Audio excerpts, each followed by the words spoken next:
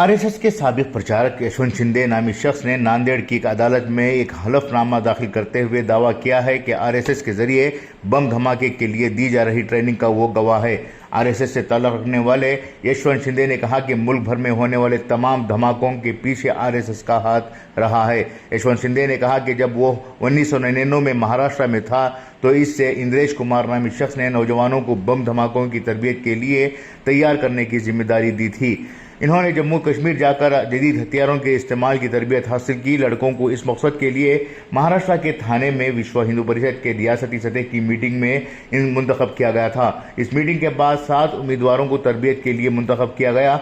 हलफनामे में मजीद कहा गया कि वहां उन्होंने हिंदुस्तानी फौज के जवानों से जदीद हथियारों की तरबियत हासिल की थी। हलफनामे के मुताबिक राकेश धवाड़े नामी शख्स ये ट्रेनिंग सेंटर चलाता था और वो वही इन ट्रेनिंग सेंटर पर लोगों को ले जाता था और वापस लाया करता था। वो वही धावड़े है जिन्हें बाद में मालेगांव 2008 के धमाके के केस में गिरफ्तार किया गया था।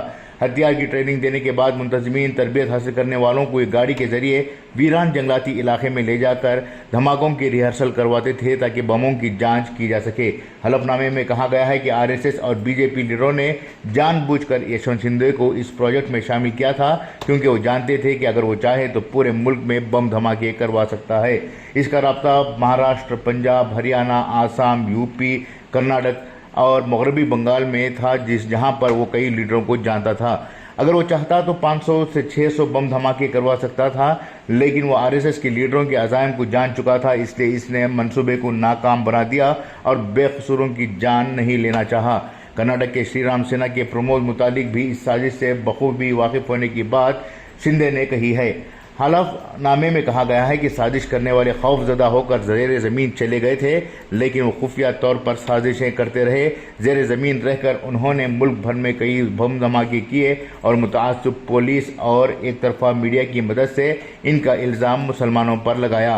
हलफनामे के मुताबिक 2014 में बीजेपी ने मरकज़ में इक़्तिदार पर कब्जा किया और नरेंद्र मोदी वज़ीर आज़म बने। इसके नतीजे में विश्व हिंदू परिषद और आरएसएस से ताल्लुक़ रखने वाले तमाम अंडरग्राउंड लीडरान मुतहरिक हो गए।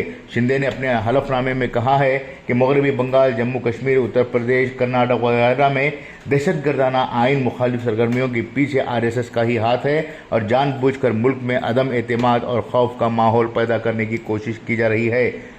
हलफनामे में शिंदे ने तशवीश जाहिर की है कि क्योंकि राष्ट्रीय स्वयं सेवक संघ और विश्व हिंदू परिषद के कारकुनों को बीजेपी के फ़ायदे के लिए इस्तेमाल किया जा रहा है। दरख्वास्त गुजार का पुख्ता अक़ीदा है कि हिंदू मज़हब एक बहुत ही अजीम मज़हब है, लेकिन हिंदू मज़हब किसी की जान लेने की इजाज़त नहीं देता।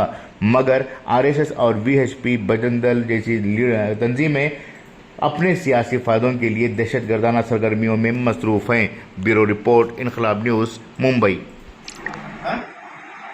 नमस्कार, मी यशवंत शिंदे, राष्ट्रीय स्वयंसेवक संघाचा मी 1995 साली जम्मू काश्मीरला प्रचारक होतो। अनेक वर्ष बजरंग दल, विश्व हिंदू परिषद आणि संघाचं काम पाहिलं।